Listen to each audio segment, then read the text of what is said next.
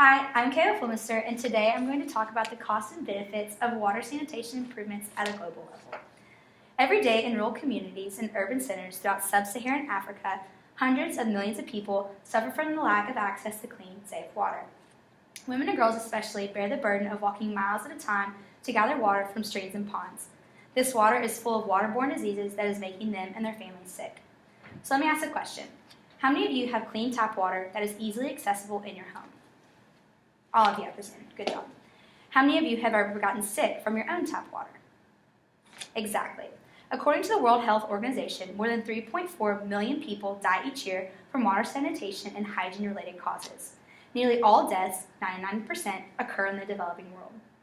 So let's begin by talking about what exactly the access to clean water can improve. First off, it can improve education. When students are free from gathering water, they return to class. With proper and safe latrines, girls stay in school throughout their teenage years.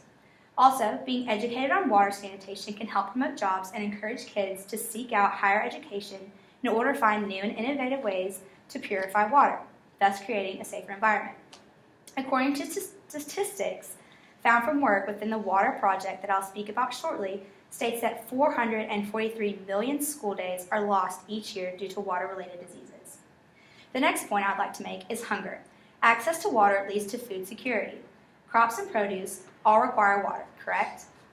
With more water availability, there's less crop loss, so as a result, hunger is reduced. Schools can feed their children with gardens, reducing costs. Next, health.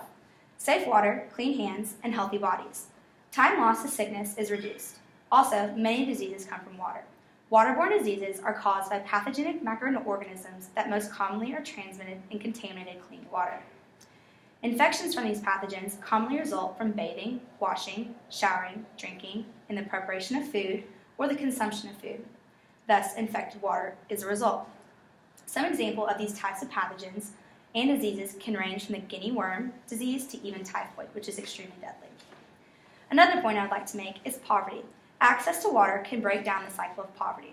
By providing the necessary tools for humans to create clean water, it can produce various jobs and enforce the drive that people need in order to become successful. Educators, construction workers, and even engineers can come out of these potential changes. So what can be done to help these problems and make some changes? First off, there is an organization that has created this thing called the Drinkable Book. The Drinkable Book is both a water filter and an instruction manual for how and why to drink clean water. This technology uses a thick, sturdy sheet of paper embedded with silver nanoparticles, which are lethal for microbes. This paper was created and shown to be highly antibacterial during Teresa's PhD at McGill University. According to these filters, they meet the US EPA guidelines for bacteria removal to produce safe drinking water. Each filter can provide up to 30 days worth of drinking water, and one book can offer up to potable water for 4 years. The next project is the Water Project. The Water Project is a nonprofit organization that provides substantial water projects to communities in sub-Saharan Africa who suffer needlessly from a lack of access to clean water. This company helps build wells in order to supply people with water that is uncontaminated. When I went to Kenya last December actually, we worked along with this organization to help build a well. A well in Africa can range anywhere from $3,000 to $7,000. Yes, this is extremely pricey, but think about it this way. Our water is clean and ready to drink. Theirs, on the other hand, is not. That's where the price difference is. Each well serves 2,000 people. That means that it costs $3.50 to give a person clean water and to help them live longer and live better. Is that expensive? Not by any means. The next project is Water Aid America.